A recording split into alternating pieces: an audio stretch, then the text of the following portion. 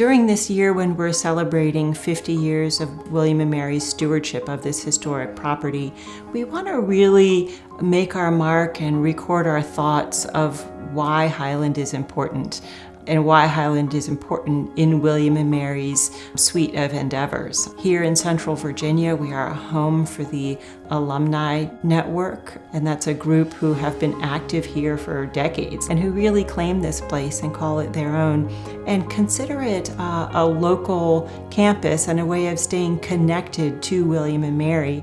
I love the fact that it is referred to as the Highland campus because we do kind of jokingly and affectionately call it William and Mary West.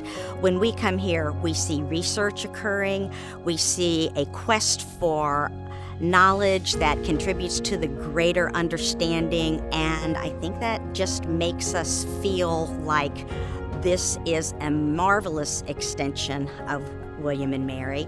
I would like current students to know that we are here as a research resource. There are some courses that use Highland for a case study, and there are other instructors and programs where they can take on questions of Highland to really explore. Highland is not so far, and for faculty and students, it's an easy way to do place-based research, be it in biology, geology, archaeology, history, business, and it's an easy place to get engaged. Yule log is one of the most treasured memories, I think, for many alumni from our time as undergrads on campus. It's a time in December where you meet as a community and you throw your cares away in the middle of exams. And having the opportunity to have that here at a William & Mary property and connect with other William & Mary local alumni is just a really meaningful way to continue that tradition. So when I look at Highland, I feel like this is absolutely the kind of place where we as scientists or humanists can demonstrate that we are creating new knowledge, we are doing things that have an outreach to the public, and we're doing it at a historically important site right here in Virginia. There's joy in doing science and discovery, and at William & Mary we've been able to turn our sort of lens to a place like Highland and make discoveries here that actually have a connection between the deep time, human time, and the present. We are having this conversation in the William and Mary Community Research Center at Highland.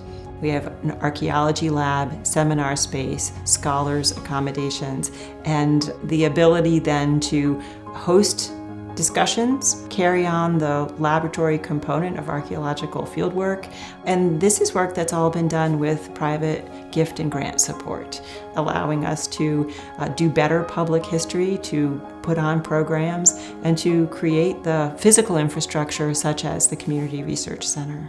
For our visiting public, we think the draw is, yes, Monroe's story, and yes, the people and events of Highland that connect to Virginia history and U.S. history, and also this ongoing sense of discovery, right?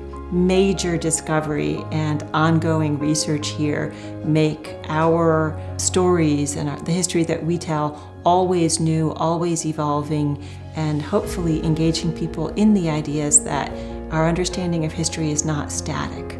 It changes and it evolves based on the questions we ask and the research that we do. I think one of the biggest changes in the last decade or so at Highland is the investment in Highland as a research and teaching campus, and in the understanding that our work here with the public is also teaching. And supporting those activities is part of what makes us closer to what we lovingly call main campus and really ties us together with the main initiatives, such as the Democracy Initiative and Year of the Environment.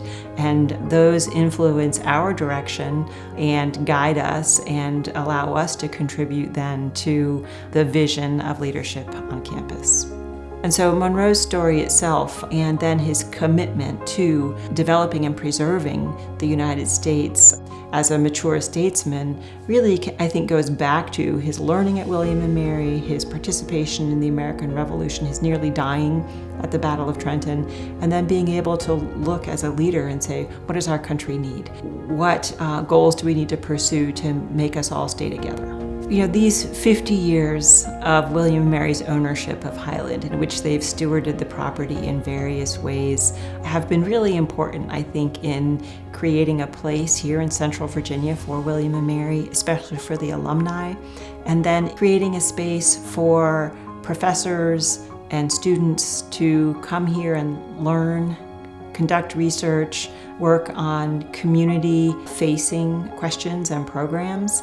And this has been a really good development and well-supported development in the last 10 years or so. We are in place, ready to talk about the history of this nation, and really to look at the 250th, not as a time for looking back, but as a time for looking forward.